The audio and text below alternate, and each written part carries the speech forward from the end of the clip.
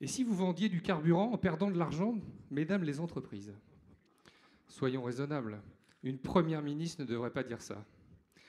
En répondant comme une seule femme par la négative, les entreprises ont sans doute déjà appris quelque chose de grande valeur au monde politique. Et pour reprendre les mots d'Auguste Comte, les entreprises ont rappelé aux politiques qu'il faut savoir pour prévoir afin de pouvoir. Dans un livre intitulé Puissante et fragile, l'entreprise en démocratie, paru en 2021, Dominique et Alain Schnapper s'interrogent. L'entreprise peut-elle devenir au XXIe siècle un acteur politique? Devrait-elle être un lieu où se prennent des décisions qui engagent le destin de la collectivité? L'émergence du concept de responsabilité sociale de l'entreprise est sans aucun doute un indice que le pouvoir de l'action change de place. Révélé au monde en 1987, dans le rapport dit Brundtland, cette notion de développement durable s'est présentée en 2001, en France, sous les traits d'une loi sur les nouvelles régulations économiques.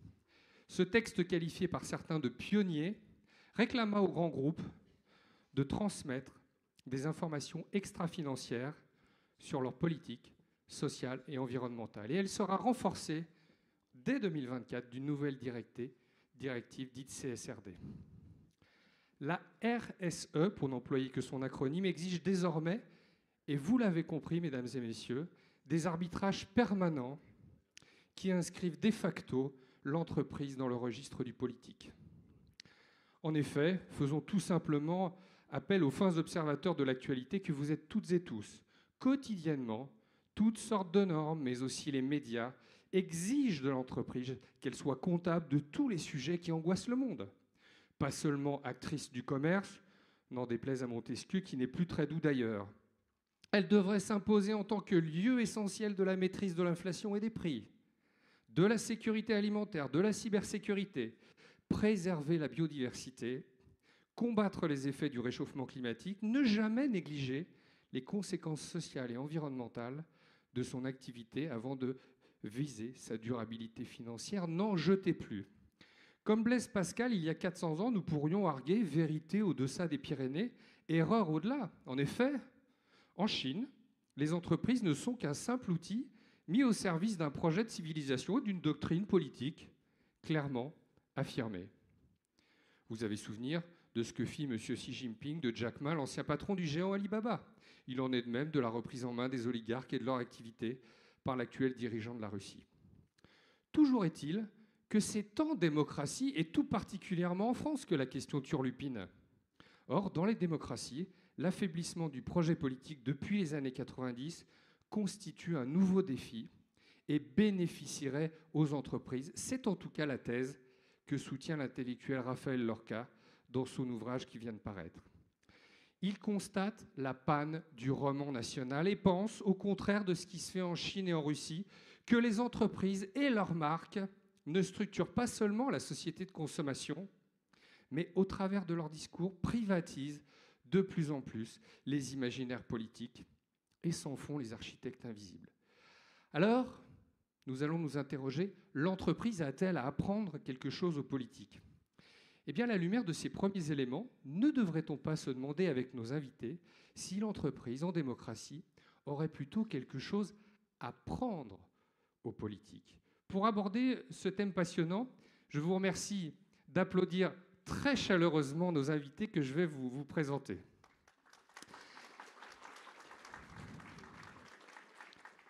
Marc Ivaldi, vous êtes directeur d'études à l'École des hautes études en sciences sociales et vous enseignez à la prestigieuse Toulouse School of Economics, cofondée par notre prix Nobel national, Jean Tirole. Votre spécialité académique est l'économie industrielle et vos travaux portent sur les industries de réseau et notamment sur les transports. Vous êtes aussi un des experts européens pour la politique et le droit de la concurrence.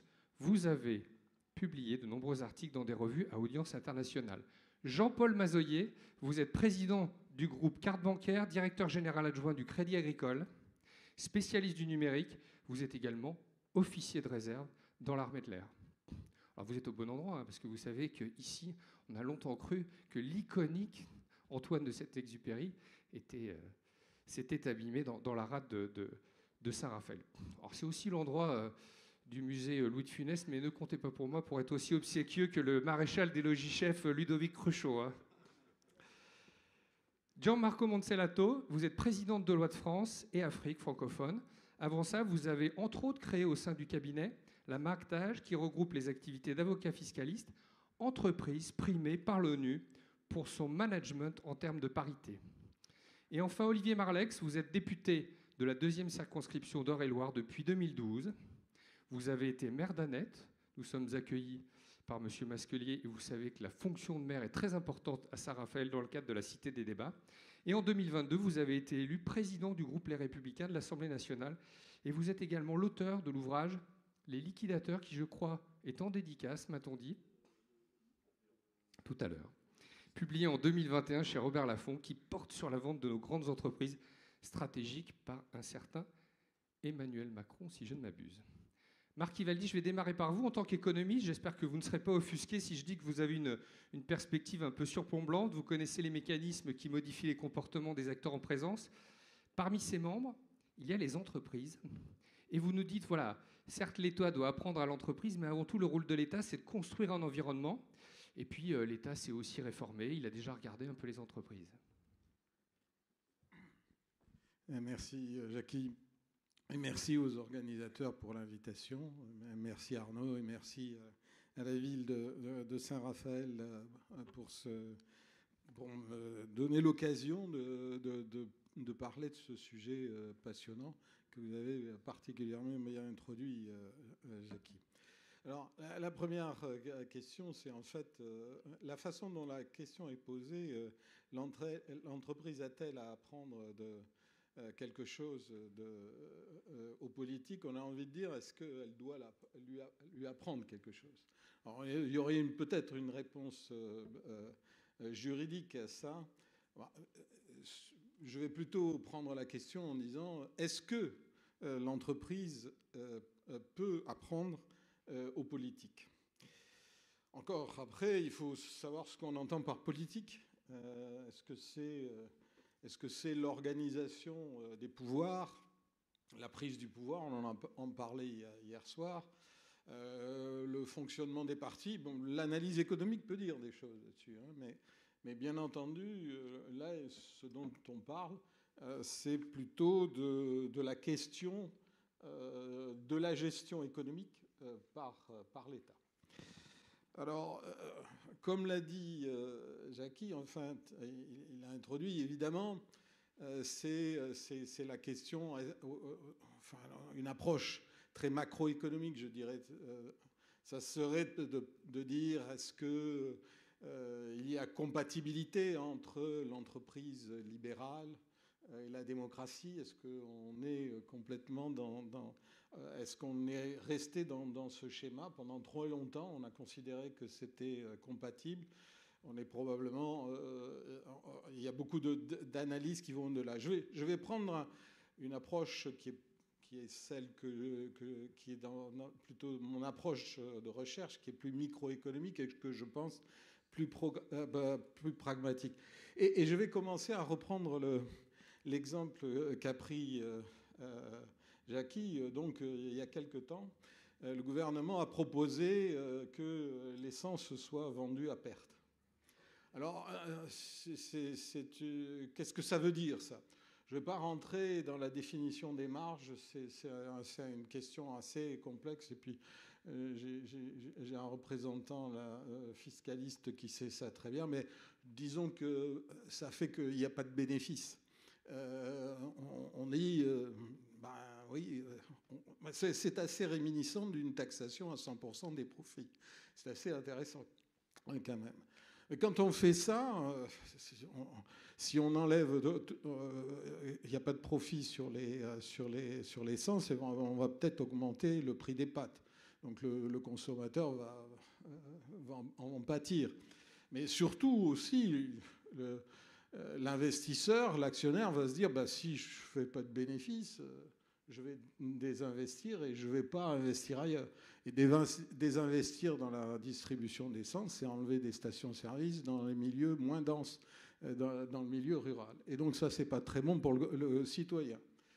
Mais au-delà de ça, la vente à perte, c'est quand même dire aux entreprises contourner le droit européen de la concurrence, qui est un des piliers fondamentaux de la construction européenne. Si on veut, on l'a fait, cette construction européenne, pour éviter d'avoir un capitalisme qui part dans tous les sens. Et on veut éviter les prédateurs. Et un prédateur, pour éliminer son concurrent, eh bien justement, il essaye de vendre à perte. Puisqu'en vendant plus bas que le coût, il pourra récupérer les marchés. Donc on a essayé d'éviter ça. Donc ce type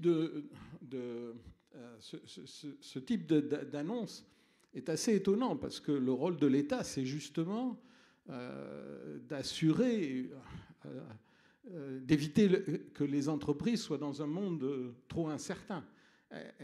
Elle doit créer les conditions d'une réduction de l'incertitude pour les entreprises, de façon à ce qu'elles puissent prendre leurs décisions. Alors pourquoi cette proposition ? Bon, je pourrais faire de la politique politicienne et dire que c'est un petit sorte de populisme. Je vais prendre un axe plus économique et je dirais, en fait, l'État, il a les poches profondes. Et lui, vendre à perte, ça ne lui fait pas peur, d'une certaine manière. Alors, c'est évidemment, c'est une difficulté. L'État a beaucoup de contraintes, beaucoup d'objectifs. Il n'a pas les mêmes objectifs qu'une entreprise privée. La responsabilité sociale et environnementale que vous avez citée, Jackie, elle s'est imposée aux entreprises. Enfin, c'est quand même, on en discutera. C'est vrai qu'il y a les groupes de pression, mais c'est vrai aussi qu'on a pris des lois. Alors, ceci étant dit, on voit bien que est-ce que du coup, dans le fait que l'État fait face à des objectifs multidimensionnels, complexes, à des poches profondes, est-ce que poche profonde, ça veut dire peut s'endetter facilement? Et vous savez que on s'endette pas mal. Alors, est-ce que l'État peut apprendre de l'entreprise dans ces conditions? Là, à cet endroit, ce que je voudrais, c'est parler de l'entreprise publique. Parce que finalement, c'est là où la puissance publique a besoin de l'entreprise, puisqu'elle est dans l'entreprise. Et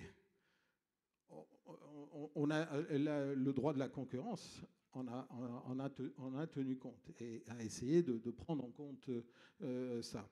Et sachant que l'État est dans ces conditions d'objectifs complexes, de capacité d'endettement, elle dit à l'État, eh bien, oui, vous pouvez investir dans les entreprises. Investir dans les entreprises, c'est combler le déficit de la SNCF. Hein. C'est combler le déficit d'un certain nombre d'entreprises. C'est pas rien du tout. Hein. On a mis près de 30 milliards dans la SNCF il y a quelques années. Et elle lui dit, d'accord pour que vous investissiez, mais à condition que vous le fassiez comme actionnaire avisé. Alors, qu'est-ce que c'est qu'un actionnaire avisé? C'est assez difficile à définir.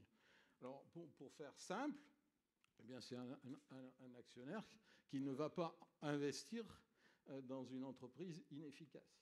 C'est-à-dire une entreprise qui n'utiliserait pas au mieux les technologies et qui n'utiliserait pas au mieux ses ressources humaines et matérielles, compte tenu de ces contraintes. Donc, et là, on est quand même dans une situation qui est évidemment difficile, parce que l'entreprise publique, elle a effectivement beaucoup de choses à faire. Elle doit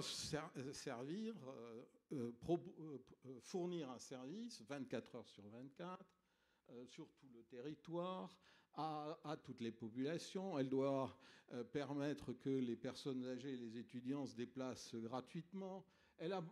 On lui impose énormément d'éléments. Donc, dans ces conditions, comment elle va être efficace? Comment on va faire? On sent bien qu'on ne va pas pouvoir appliquer tout à fait les mêmes procédures. Il y a finalement deux solutions pour la puissance publique dans ce cas-là.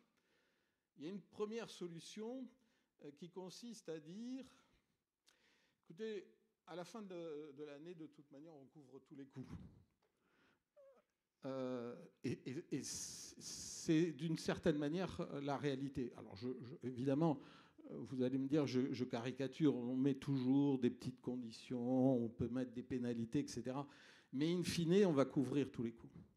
Vous voyez bien que ça, c'est pas très incitatif pour celui qui gère le service, puisqu'il sait que de toute manière, les coûts seront couverts.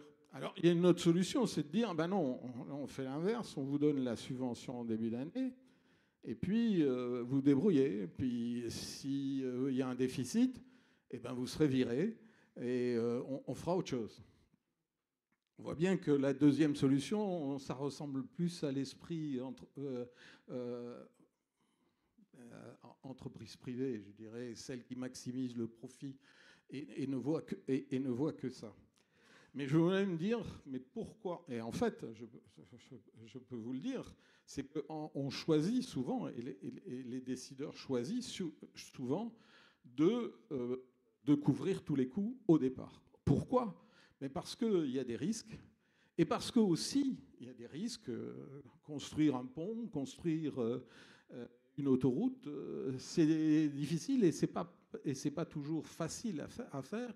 On peut tomber sur des écolos qui nous disent ah ben là vous avez des salamandres, vous pouvez plus faire passer l'autoroute. Donc il y a énormément de risques quand on a à gérer ce genre de choses.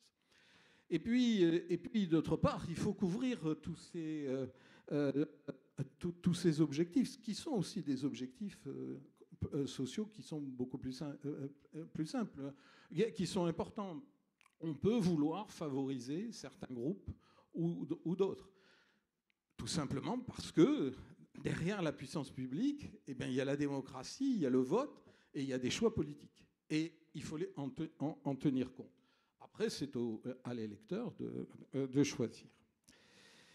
Donc,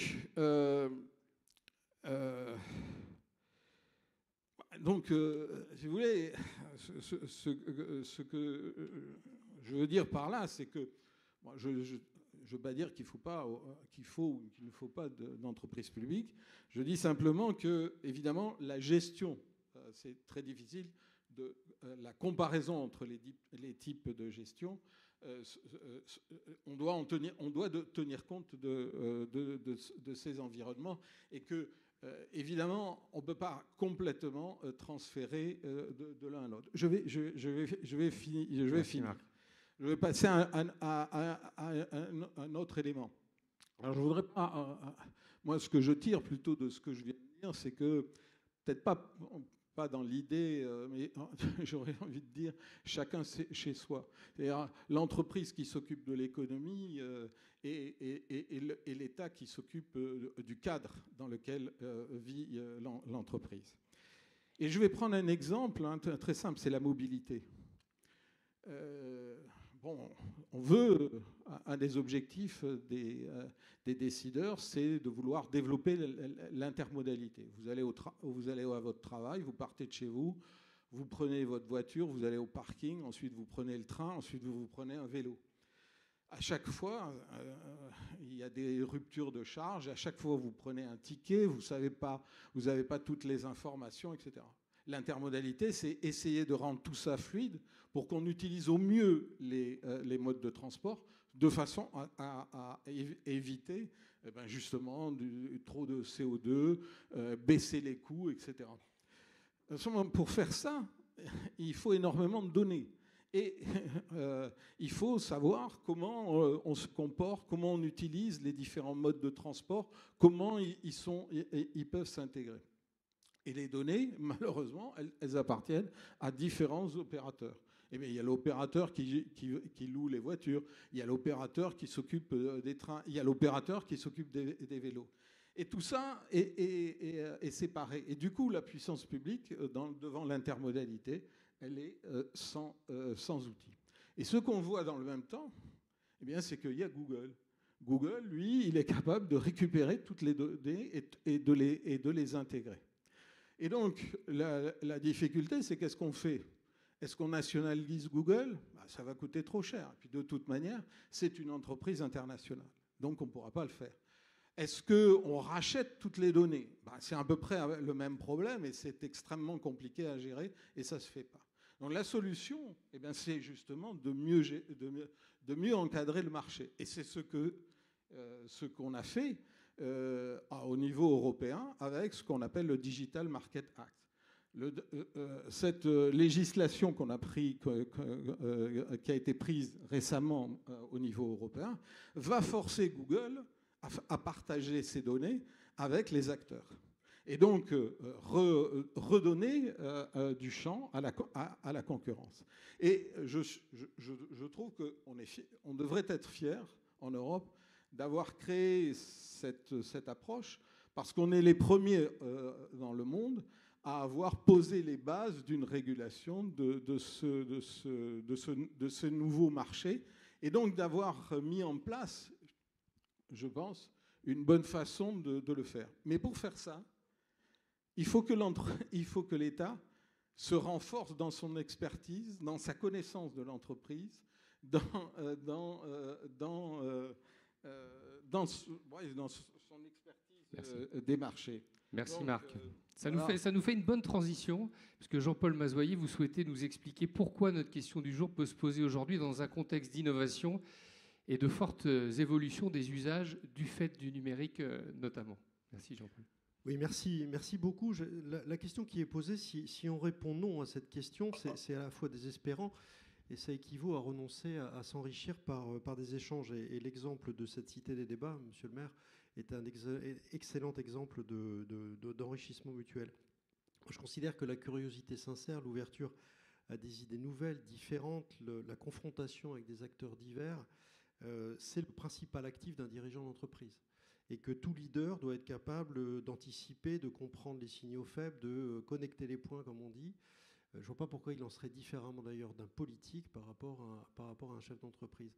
Mais répondre oui à la question nécessite de cerner les domaines sur lesquels on peut penser que l'entreprise est à la fois, peut-être pas un exemple, mais au moins une source d'inspiration. Et je voudrais préciser tout de suite que pour moi, quelque chose à apprendre aux politiques n'équivaut absolument pas à dire quelque chose à copier, à répliquer, à appliquer in extenso ou à plaquer sur le monde politique.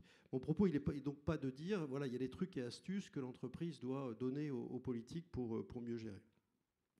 Il est également à noter qu'on aurait pu inverser la question. Est-ce que l'entreprise a quelque chose à apprendre du politique ? Et la réponse, moi, en tant que chef d'entreprise, est évidemment oui, et un oui massif, mais je reviendrai là-dessus en conclusion de mon propos. La première réflexion que ça m'inspire, c'est de replacer cette question dans une perspective historique.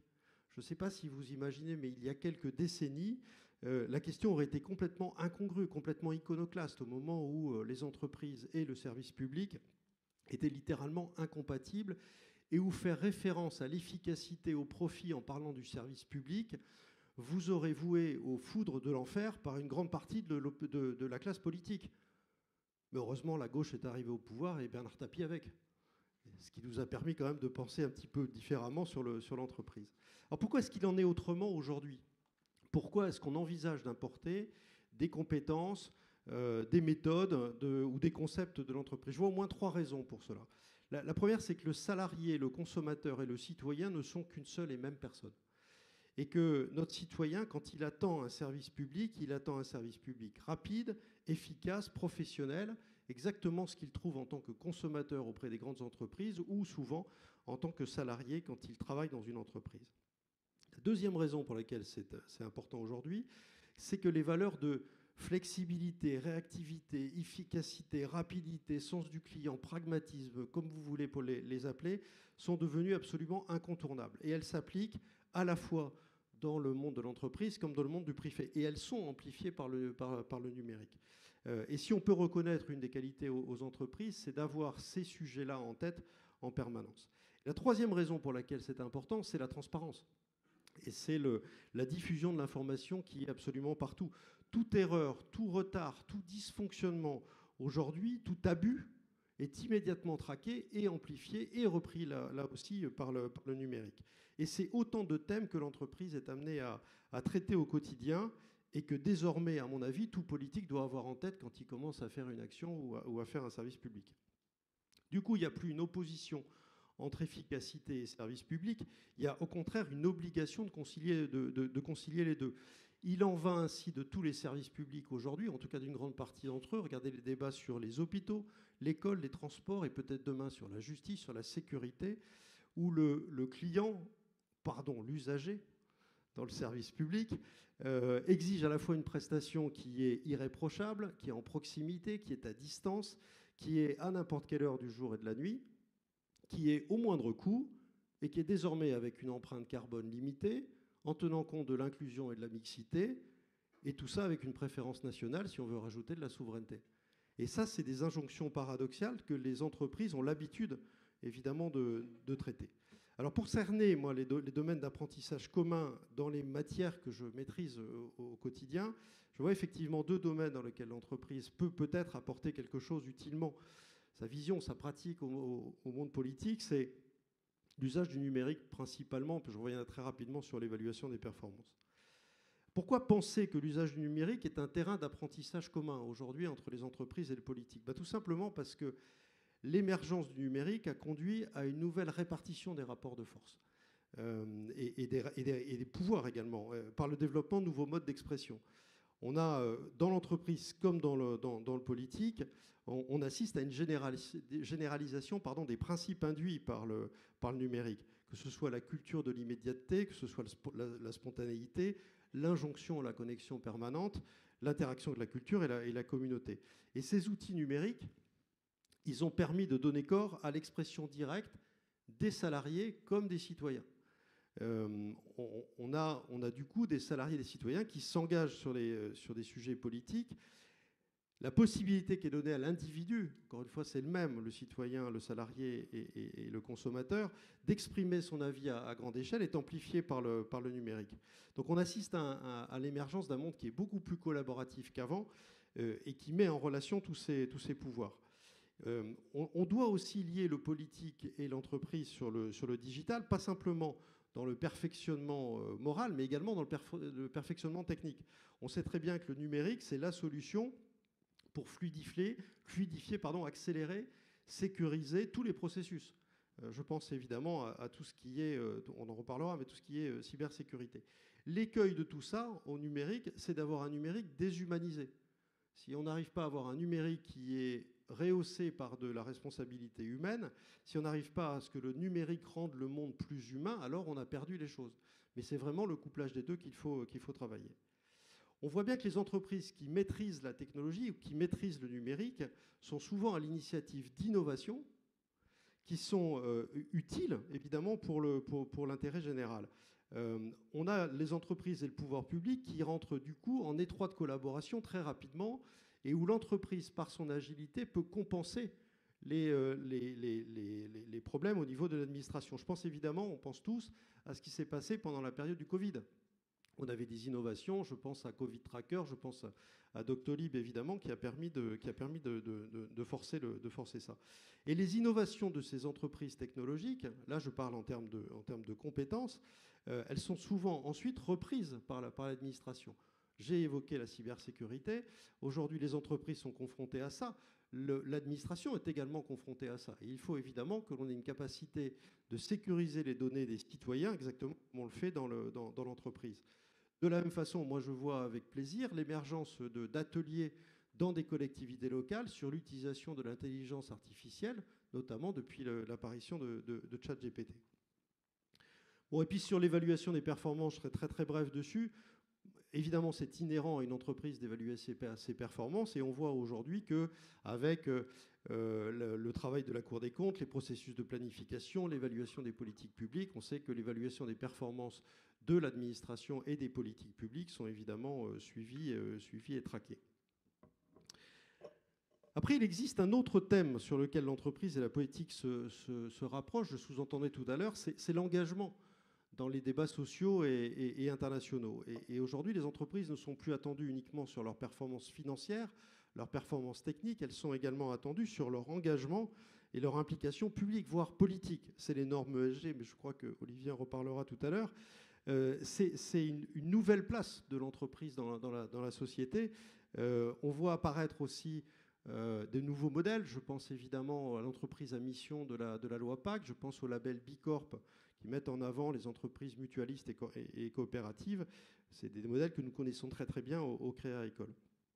On a un thème également qui est l'internationalisation des entreprises face à la multiplication de problématiques qui traversent les frontières nationales. Donc, je pense évidemment au réchauffement climatique, je pense à la santé publique, qui amène du coup les citoyens à demander et à attendre une réaction rapide des entreprises sur ce thème-là, même si ça dépasse le champ d'action des entreprises. Et dans le même temps, on voit bien que la marge de manœuvre des politiques a tendance à s'amenuiser par le désinvestissement ou le désintéressement des citoyens et par des moyens financiers qui sont beaucoup plus importants dans les entreprises qu'au niveau du public. Donc l'entreprise comme le politique, elle revêt désormais une mission d'intérêt général, ce qui n'était pas le cas encore il y a quelques années ou quelques décennies. Et ça se traduit dans la raison d'être des entreprises. Du coup, on se retrouve avec des dirigeants d'entreprise qui jouent un rôle politique, un rôle public. Pas toujours d'ailleurs, enfin, de temps en temps, malgré lui, le dirigeant d'entreprise est amené à faire ça, que ce soit à un niveau local, à un niveau national ou à un niveau international. Donc on voit bien qu'entreprise et politique peuvent avoir des objectifs communs. Et on voit bien qu'il y a des collaborations, des synergies qui naissent entre les politiques et les entreprises. La frontière entre le public et le privé devient très très ténue, parfaitement expliquée ou parfaitement mise en valeur avec cette notion de Startup Nation chère à notre président de la République. Et on voit bien sur ces sujets que le numérique joue un rôle de trait d'union entre ces deux mondes. En conclusion, moi je vous dirais que découle de la question qui nous est posée une question qui est plus générale. Est-ce qu'un politique peut gouverner comme un chef d'entreprise ? Et est-ce que entreprise et politique sont interchangeables ? On voit bien que gouverner comme un entrepreneur ou comme un chef d'entreprise, c'est une posture qui est souvent décriée par l'opinion publique, parce que la communication est trop directe et vécue de temps en temps de façon trop violente. Là aussi, je reprendrai un exemple que vous avez tous en tête, c'est le président de la République avec son boulot au coin de la rue. Dans le même temps, on voit qu'il est assez difficile pour des personnalités venues de la société civile, et encore plus des chefs d'entreprise d'ailleurs, de rester au gouvernement. Impossibilité à faire bouger les lignes, démotivation, solitude, habitudes de travail qui sont en général décalées par rapport à l'administration. Et là, je sais que vous avez plein d'exemples en tête. Le politique Startup Nation est souvent, lui, accusé de dénaturer la fonction, en particulier dans les domaines régaliens, où on attend de lui une posture d'autorité et de temps en temps une attitude hiératique. Pour moi, le politique, il est là pour réguler, il est là pour réglementer, légiférer, fixer un cadre qui est indispensable à l'évolution des acteurs sociétaux et donc des entreprises. Et de son côté, l'entreprise, elle est là pour innover, inventer, moderniser les pratiques dont les politiques, évidemment, peuvent se servir après et dans lequel il est nécessaire pour elles, pour les entreprises, de mettre en place un cadre. On l'a vu, le numérique, ça redessine complètement les enjeux de pouvoir entre entreprises et politique, et c'est devenu un terrain auquel les deux pouvoirs, entreprise et politique, doivent s'adapter, pour l'une pour mieux faire fonctionner et pour l'autre pour mieux réguler. Donc selon moi, et pour finir, entreprise et politique ne sont absolument pas interchangeables, mais elles se complètent en endossant de nouvelles responsabilités, en tenant compte de la montée en puissance du numérique, c'était ça votre question, et cet équilibre se nourrit mutuellement pour faire émerger un acteur, mais pas au détriment de l'autre, éventuellement en complémentarité, et tout ça au service de l'intérêt général. Merci Jean-Paul. Jean-Marco Moncellato, vous disiez il y a un an ou deux, lors d'une des éditions de la Cité des débats, que les patrons doivent devenir des activistes. et c'est à eux de changer le monde. Et tout à l'heure, vous me disiez, sans donner de leçons, évidemment, aux politiques, je voudrais aussi parler de culture de l'évaluation. Oui, je vais venir plus tard sur la culture de l'évaluation, parce que c'est la partie la plus désagréable de mon propos, donc je la garde pour la fin. Mais non, c'est vrai que je ne suis pas du tout dans la logique qui pense que l'entreprise ou les chefs d'entreprise ont à donner des leçons à l'État ou au gouvernement. C'est absurde. On n'est pas du tout sur les mêmes espaces. L'espace du politique est objectivement beaucoup plus compliqué que l'espace de l'entreprise. Et donc on n'est pas dans donner des leçons. Je ne pense pas non plus que l'État ait à donner des leçons à l'entreprise. Pour autant, ce qui est intéressant dans la relation entre l'entreprise et l'État, c'est l'asymétrie. Parce que ces 20 dernières années, à bas bruit, l'entreprise a beaucoup appris du gouvernement, du politique, en réalité. Et ce qui s'est passé, et c'est franchement une révolution, c'est qu'alors que pendant des siècles, l'entreprise a été gérée en 3 dimensions, les clients, les actionnaires et puis les salariés, depuis peu, on a rajouté une 4e dimension qui est l'environnement, les externalités, celles qui n'ont rien à voir avec l'entreprise, qu'elles soient environnementales ou qu'elles soient sociales. L'entreprise s'est mise à son corps défendant à faire du politique. Là, je parlais d'un sujet que je connais, c'est-à-dire Deloitte. Il y a 15 ans qu'on a été la première entreprise de service à créer une fondation, la fondation Deloitte. Et à l'époque, j'étais administrateur de la fondation. On a pris la décision d'aller au lycée Jean-Jacques Rousseau de Sarcelles et de travailler avec des lycéens d'un milieu forcément défavorisé et pour les encourager à s'intégrer via l'entreprise. Alors quand on a fait ça, on a reçu un accueil polaire de l'éducation nationale qui ne voulait pas nous voir. C'est les proviseurs et c'est les élèves qui sont battus pour qu'on vienne. Bon, aujourd'hui, on a les meilleures relations, on est la première fondation agréée par l'éducation nationale. Mais nous, qui sommes une méritocratie, vous rentrez chez Deloitte, vous ferez carrière en fonction de ce que vous faites et pas de qui vous êtes. Pour autant, pour rentrer chez Deloitte, c'est difficile. On est plus sélectif, ça je sais, donc c'est difficile. Et c'est quand même un peu toujours les mêmes zones géographiques qui arrivent à rentrer chez nous. Donc on s'était dit il y a 15 ans, on va aller dans les lycées qui ne fournissent pas des futurs Deloitte pour essayer de changer ça modestement. Et moi-même, à l'époque, j'avais mis une réserve en disant là, on est vraiment dans le domaine du politique, est-ce qu'on veut vraiment aller là? Bon, on l'a fait, c'était un succès spectaculaire. On a embauché il y a quelques années nos premiers anciens lycéens de Sarcelles, d'ailleurs, on est très contents. Mais là, on a bien vu que l'entreprise allait sur le terrain du politique pour l'engagement de ses salariés, pour ses propres valeurs. Donc l'entreprise a appris du politique à bas bruit, je pense qu'elle s'est améliorée en le faisant. Or, dans le même moment, et c'est tout le paradoxe, le politique pense avoir appris l'entreprise, mais il s'est trompé l'entreprise. En France comme ailleurs, on est dans le carcan de la New Public Policy Management, cette théorie américaine des années 70, qui prend un modèle de l'entreprise, celle de l'école de Chicago, qui dit bah, l'État n'a qu'à faire pareil. Bon. C'est bien, mais ça a changé en 50 ans quand même. L'entreprise n'est plus du tout gérée de la même façon. Les axiomes de New Public Policy Management, qui sont la verticalité, il y a un PDG de droit divin qui dit c'est tout. Ça fait longtemps que ce n'est plus le cas. Moi, j'ai un président du conseil qui me supervise et qui vérifie que je ne fais pas n'importe quoi. Donc la verticalité assez populaire dans l'État français, elle n'a plus mise dans l'entreprise. L'éthique de l'exécution, de la communication et de la pédagogie. On a remplacé, par exemple, l'école de Chicago et la New Public Policy Management, il y avait ces ratios. Un État doit être géré en fonction de ratios de coûts. Alors on fait des ratios de coûts, et puis si les ratios de coûts ne sont pas bons, si les 3% du Maastricht, on coupe des coûts. Ça fait longtemps qu'on ne gère plus l'entreprise comme ça. On gère en investissement. Est-ce que l'investissement va être rentable ou pas? Si on n'est pas convaincu, on ne fait rien. Par contre, si on est convaincu, on met les moyens. Donc, c'est cette asymétrie où en fait, l'État se base sur un modèle d'entreprise qui n'existe plus, qui n'est plus géré comme ça. Et si on se projette dans le monde d'aujourd'hui, ça devient un sujet potentiellement parce que l'entreprise, à son corps défendant, n'a jamais été aussi importante, parce que l'économie n'a jamais été aussi importante dans la société qu'aujourd'hui, y compris en géopolitique. Et au même moment, c'est moins un sujet pour les États-Unis, c'est un sujet pour nous. Nos entreprises, elles sont de moins en moins françaises, ou allemandes, ou italiennes, elles sont de plus en plus mondiales, ou à minima européennes. Donc le roman national selon lequel nous avons des entreprises françaises qui défendront la France jusqu'au bout, ça n'a même pas de sens économiquement. Elles sont à minima européennes, voire mondiales. Or, elles ont une importance qui dépasse leur sphère économique. Donc pour un État, la question c'est comment je trouve une relation avec l'entreprise qui m'aide à préserver ma souveraineté, tout en comprenant comment elle fonctionne. Et là, c'est un sujet, c'est qu'en la France, qui est un des pays qui a sans doute la culture politique la plus élevée, ça surprend toujours les étrangers quand ils viennent en France, tout est politique, toujours, en France. En revanche, on n'a pas la culture économique la plus élevée. Et c'est une difficulté indéniablement aujourd'hui pour les décideurs publics. Et si on se projette, qu'est-ce que l'État ou le politique a besoin de comprendre plus que d'apprendre de l'entreprise, voire de lui copier s'il veut, et de s'en inspirer, je pense à plusieurs choses. Je pense que le premier, c'est la culture de l'audit. Ça manque cruellement à l'État français. Alors je sais qu'il y a une loi organique de 2009 sur les études d'impact, et c'est là que je vais commencer à être désagréable, parce que l'étude d'impact politique était à l'étude d'impact réel, ce que la musique militaire était à la musique, quand même. C'est pas vraiment des études d'impact, mais on en est quand même assez loin. Et je prends un exemple que j'ai vécu à l'époque où j'étais encore avocat. Quand le gouvernement Hollande décide d'aligner la fiscalité du capital sur le travail, c'est une bonne idée a priori. Sauf que s'il avait vraiment fait une étude d'impact, il serait rendu compte de deux choses. Un, la fiscalité du travail en France est la plus élevée au monde. Même Cuba est derrière nous.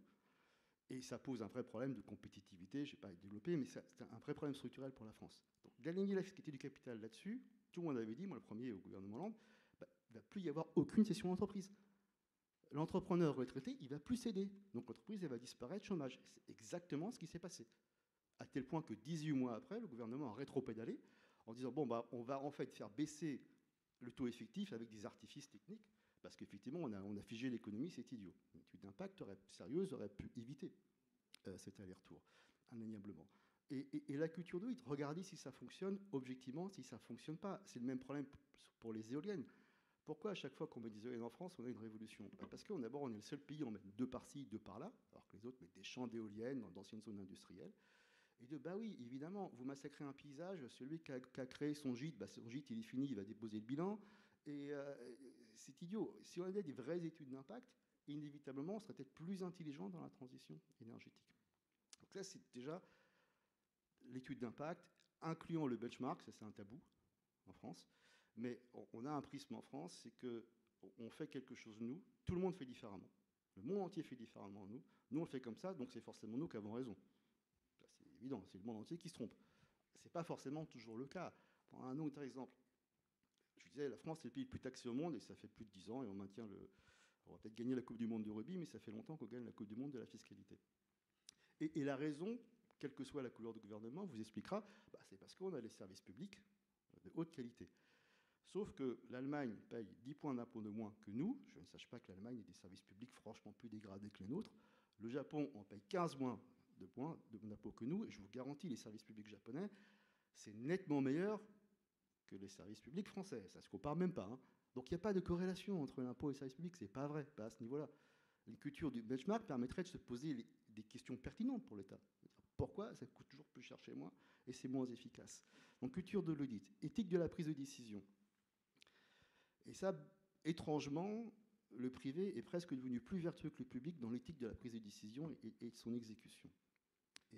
Parce que quand vous dirigez une entreprise, vous raisonnez sur le temps long, vous savez que vous allez prendre des décisions qui vont être impopulaires, vous assumez, vous expliquez et vous exécutez. Le politique, et je pense qu'un des drames du politique, c'est cette culture du marketing, issue de l'étude de Chicago, où depuis maintenant un certain temps, le politique va prendre des décisions en fonction d'études de sondage d'opinion très précis. Ils ont telle partie de la population pense ça, donc je vais dire ça, exactement ce qu'ils pensent. C'est pas Facebook, c'est pas les algorithmes, ça fait longtemps que les politiques font ça, bien avant les algorithmes, bien avant Facebook. Donc je renvoie à des parties de la population la photo de ce qu'ils pensent, et moi j'ai pas de conviction, je me fais lire, je fais du marketing. C'est désastreux. C'est pour ça que les entreprises sont plus parties du roman national que l'État, parce qu'il a quitté le roman national pour faire du marketing politique. L'éthique de la prise de décision, c'est de dire, oui c'est difficile, c'est compliqué, c'est impopulaire, mais il faut le faire, et il faut aller jusqu'au bout. Pour finir sur la culture du partenariat, et c'est là où je vais être très impopulaire, parce que c'est vrai qu'en France, que l'État fasse appel à des conseils, c'est absolument révolutionnaire et inacceptable. Alors je suis très indépendant, parce que Deloitte n'a pas été impacté par les débats sur le consulting. Quand on a parlé de nous, c'était en bien, donc pour le coup, je suis totalement indépendant. Mais c'est totalement ridicule, ce débat. Le monde entier utilise des consultants pour l'État, beaucoup plus qu'en France, le monde entier, y compris des pays très très mal gérés, comme l'Allemagne, les États-Unis, l'Angleterre. On sait très bien que l'Allemagne est un pays très mal géré. Ils utilisent beaucoup de consultants. La France, on utilise très peu. Très très peu. Sans quoi l'État fait tout, y compris ce qu'il n'a pas à faire du tout. L'État se définit maintenant comme un acteur microéconomique, ce qu'il n'est pas. C'est pas du tout le boulot de l'État de faire de la microéconomie, c'est idiot, mais vous passez par des consultants. L'État fait de la logistique. Ah bon? À part l'armée, dont je reconnais que c'est vers la logistique, le reste, c'est pas du tout son boulot, loin s'en faut. Donc il y a une culture du partenariat, que l'État se recentre sur vraiment ce qui fait sa définition, pour déléguer le reste à qui il veut, mais à des spécialistes qui savent le faire, ce qui permettra à l'État de se reconcentrer sur son vrai roman national, qui est le courage. Parce que oui, le monde se globalise, oui, le monde se numérise. L'entreprise a plutôt été bonne à former ses équipes, parce que la numérisation, l'intelligence artificielle va créer des emplois, mais va aussi en détruire. Donc c'est toute la responsabilité d'un chef d'entreprise de former ses équipes pour qu'elles soient adaptées, qu'elles aient toujours une employabilité demain et qu'elles soient les gagnantes. L'État, notamment en France, ce n'est pas le cas dans tous les pays, est très défensif. On est sur un roman national qui est très protecteur. On va vous protéger du monde, on va vous protéger de l'histoire. C'est calamiteux, objectivement. Et là, ce serait une influence que l'État pourrait prendre de l'entreprise en disant, plutôt que de se recroqueviller sur nous, soyons conquérants, mais travaillons avec les entreprises, parce que le vrai enjeu de l'État en France, mais aussi en Allemagne, mais aussi en Italie, mais aussi en Angleterre depuis le Brexit, moins aux États-Unis vu leur taille, moins en Chine, c'est de dire, l'économie est clé pour ma souveraineté, mais mon économie, elle est de moins en moins nationale. Comment je réconcilie ces deux? Comment je trouve une formule pour les deux? Et tout en respectant les espaces qui sont différents, je conclurai là-dessus, c'est que le point, c'est que oui, l'entreprise, elle gère en 4 dimensions, mais elle choisit ses clients, elle choisit son espace. Alors, pas toujours à plein, parfois on en change, parfois on est un peu surpris, on choisit notre champ d'intervention, quitte à le quitter si on estime que c'est pas bon. Le politique, il ne peut pas faire ça. Le politique a la responsabilité de gérer tout un pays, toute une population. Il ne peut pas décider, je vais changer ma population parce qu'elle manifeste trop souvent. Ça ne marche pas. Il faut aller jusqu'au bout. Donc là, c'est une vraie différence. Mais justement parce que c'est une différence et que l'économie est importante, moi j'inviterais le politique à laisser les acteurs économiques faire l'économie en les régulant. Il n'y a pas besoin de nationaliser. La régulation est largement plus efficace et largement moins coûteuse que la nationalisation ou les ventes à perte, qui sont pénales, par ailleurs, comme vous l'avez dit. Donc, tout en se concentrant sur ces vraies missions politiques nobles, et là, on sera plus efficace. Donc, ce n'est pas tellement ce qu'on a à apprendre, mais c'est à comprendre comment l'autre fonctionne. Et je vais finir par ça. J'ai un rêve où, en France, comme dans d'autres pays, on pourrait avoir des responsables publics qui viennent de l'entreprise et qui y retournent. Très compliqué en France, vu la détestation du monde politique pour l'économie, mais le jour où on arrivera à ça, on aura, je pense, un politique plus mature et plus efficace, et aussi des entreprises, à mon avis, plus matures et plus efficaces. Merci. Et si on écoutait le politique, et puis on vous donnera la parole, mesdames et messieurs, à l'issue de l'intervention de M. Marleix. Vous me disiez, l'entreprise n'est pas forcément a priori rationalité et vertu. Voilà, l'État a le monopole du bien commun. J'étais terrifié en venant ici, en me disant... Mais non, rassurez-vous. 3 représentants, 3 défenseurs du monde de l'entreprise, un seul du monde politique. Ça va être un procès. Vous voyez que c'est le monde de la raison qu'est l'entreprise, forcément, contre ce monde déraisonnable parfois qu'est l'État, et celui de la sphère publique. Bon, heureusement, c'est pas le cas. Chacun est un peu plus nuancé. Je les en remercie. La première chose à rappeler, tout le monde l'a dit, c'est que l'entreprise et l'État, la sphère publique, en tout cas, n'ont pas le même objet. L'entreprise, d'abord, elle repose sur un principe qui est la prise de risque. L'entrepreneur, ce qui fait que j'admire quelques amis entrepreneurs, c'est que c'est des types incroyables qui risquent tout, de manière parfois déraisonnable en France, pour entreprendre. Bon, cette prise de risque, elle n'est pas vraiment admise de la part de l'État. Enfin, personne parmi nous n'a envie que l'État aille jouer avec nos impôts par des placements un peu trop audacieux, hasardeux, etc. Ça a pu arriver d'ailleurs parfois. Deuxième logique totalement étrangère, c'est évidemment la question du profit. Le but de l'entreprise, de départ, même si elle fait plein d'autres choses aujourd'hui, elle fait de l'écologie, etc., de la culture à travers du mécénat, c'est quand même, il n'y a pas d'entreprise s'il n'y a pas de réussite et ça ne dégage pas un profit. L'État, lui, il a une charge, une responsabilité, pour revenir aux théories libérales de l'État depuis toujours. On peut renvoyer à l'excellent livre de de Pierre Manant, l'histoire intellectuelle du libéralisme, pour bien comprendre tout ça, c'est de répondre, de satisfaire à des besoins essentiels de la population, dont le premier, le plus incontestable, c'est au moins la question de la sécurité, au sens large, sur la défense ou la police, qui forcément a un coût, qui se prélève par l'impôt, l'impôt qui jouit d'un privilège, on taxe avec autorité, après, en théorie, que évidemment on y est consenti, et c'est la première des règles démocratiques. Donc voilà, on n'est pas dans le même champ. Donc la police, c'est pas un truc qui peut, ou la défense, c'est pas un truc qui peut s'équilibrer spontanément en étant confié au marché. Il faut bien que c'est le citoyen qui paye. Bon, et puis j'avais envie de dire, on a dit c'est quoi la politique, il aurait fallu définir le champ, il faudra aussi définir un peu ce qu'est l'entreprise, parce qu'il n'y a pas un seul modèle d'entreprise, ça vient d'être dit. Moi, j'ai connu des entreprises pas très raisonnables. Vous prenez une entreprise rachetée par un fonds d'investissement qui a décidé de la revendre dans les 3 ans. Qu'est-ce qu'elle fait? Elle massacre la R&D pour améliorer le résultat, pouvoir revendre l'entreprise. C'est pas toujours cette vision de long terme qu'on rêve dans l'entreprise. Donc, on va avoir en tête pour la suite du propos, évidemment, l'entreprise vertueuse telle qu'elle est censée fonctionner, qui est le cas, soyons clairs, de nos PME et de nos ETI en général, sans aucune discussion.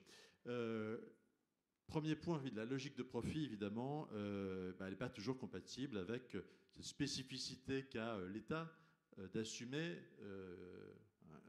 un avenir collectif au pays. Prendre trois exemples. Les délocalisations. Je prendrais l'immigration et les modes de gestion. Les délocalisations. On a assisté, en France en particulier, on a eu des grandes entreprises qui se sont dit, pour améliorer notre rentabilité, on va délocaliser, on va réorganiser nos chaînes de valeur. Tout ça a été expliqué très, très sérieusement. Alors il y avait des bonnes raisons de le faire, qui était malheureusement le coût du produit en France. Mais parfois, au-delà de ça, c'était un vrai choix, c'est une vraie doctrine. Il fallait organiser les chaînes de valeur dans le monde. Bon, on voit ce que ça nous a coûté aujourd'hui en termes de la désindustrialisation du pays. Elle a empêché les pouvoirs publics, notamment au moment de la crise du Covid, de répondre à des besoins essentiels de la population, en masques, en tests, en vaccins, etc. Et puis, évidemment, ça a appauvri notre pays en emplois bien payés, qui sont ceux mieux payés, qui sont ceux de l'industrie plutôt par rapport à ceux du service.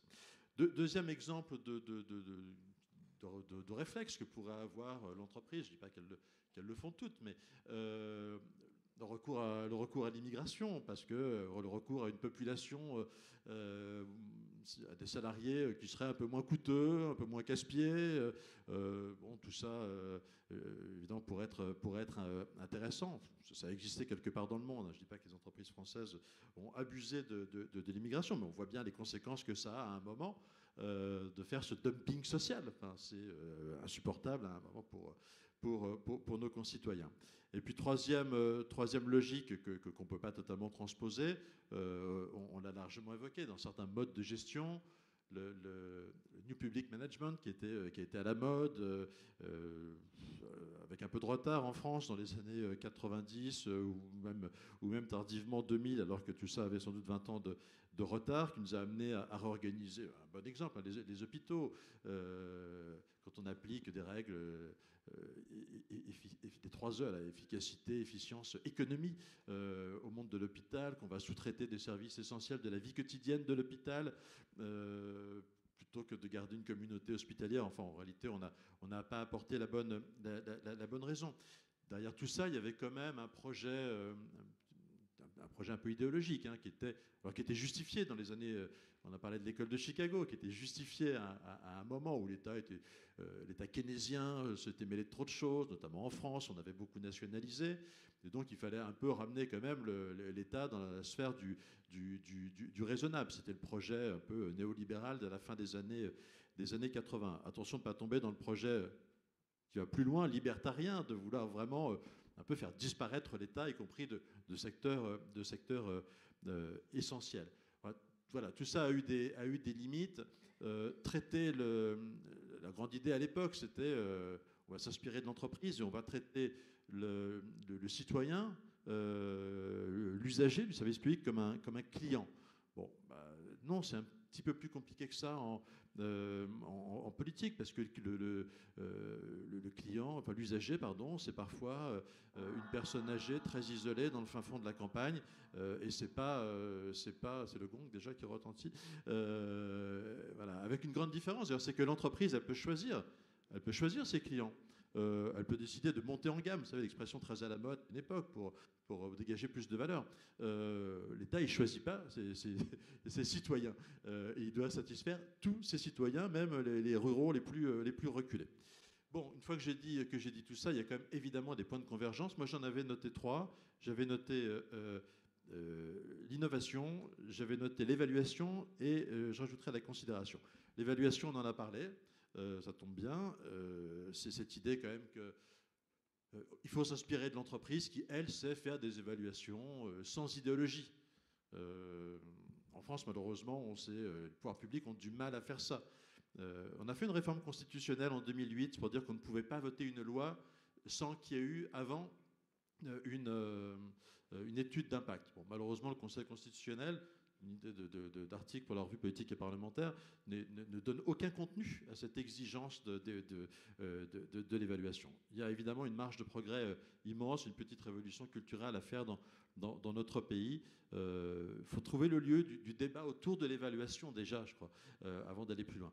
La question de l'innovation, dont a parlé Jean-Paul Mazoyer, évidemment, il faut que l'État s'inspire, profite de ce qui est fait dans le monde de l'entreprise.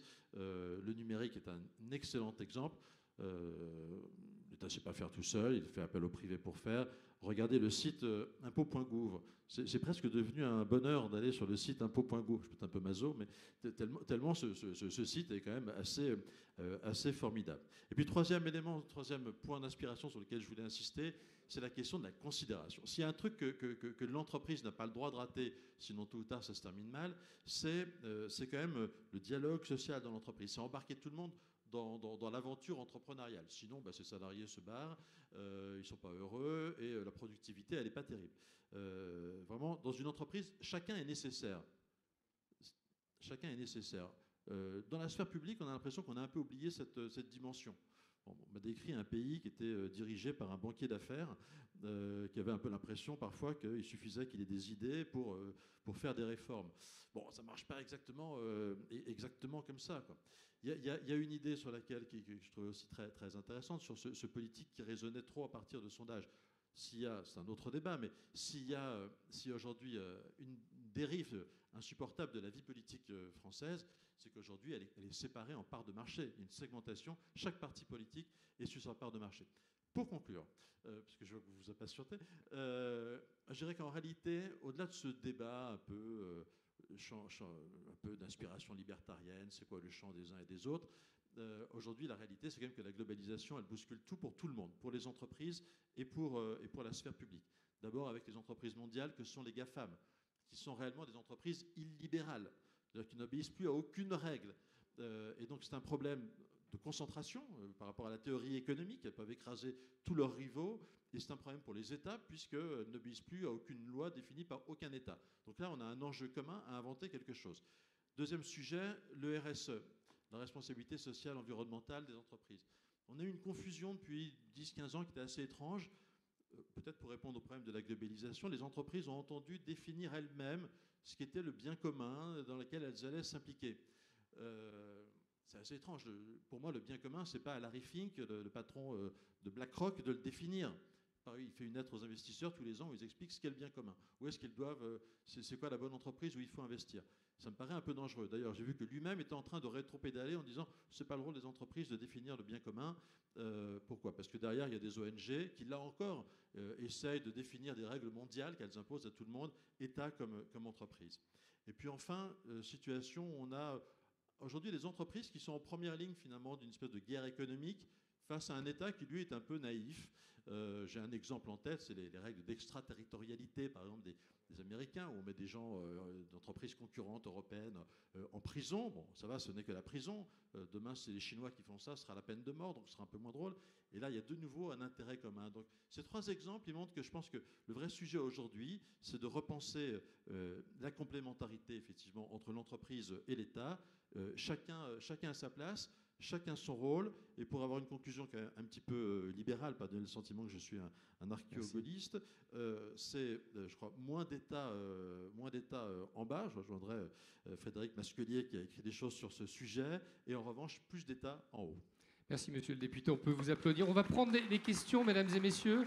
Questions très courtes, réponses très courtes de nos invités, parce que, pardon, c'est ma faute, on est en retard. Vous avez un micro? Allez-y. Questions courtes et réponses très courtes de nos intervenants. Artémis Simon de Bessac, étudiante en 3e année à HEIP. Avec la place croissante des questions de transition énergétique et environnementale, j'aimerais savoir si vous pensez que les entreprises ont une responsabilité à accompagner, soutenir, voire devancer le politique dans la mise en œuvre d'actions concrètes et innovantes. Et si oui, lesquelles? Merci. Réponse très courte, monsieur Montselato. Elles le font déjà. Elles le font déjà. Parce que l'entreprise n'est pas hors sol. L'entreprise, elle fonctionne dans un environnement et elle a tout intérêt à ce que cet environnement soit préservé et désirable. L'économie, c'est un acte désirable.